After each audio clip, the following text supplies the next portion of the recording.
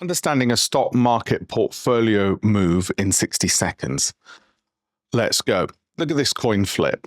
Okay, think of it like a portfolio. Now, in a portfolio, you want a bunch of stocks which overall will have a bias towards throwing more heads, call that making money, rather than tails. Okay?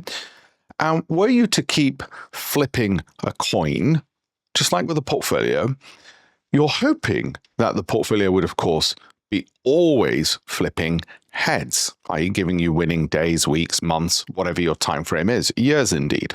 And the individual stocks within it would also do the same, would always give you heads. Of course, it doesn't work like that. You can get prolonged periods of just tails, even when you flip a coin, which is 50-50, and you know what the long-term outcome of a coin is, yet you could get 10 tails in a row. You might get prolonged periods where you're fooled by randomness with a portfolio or a bunch of stocks, which are actually pretty poor, but because the market's rising, you're doing well. We've run out of time. Think of your portfolio like that.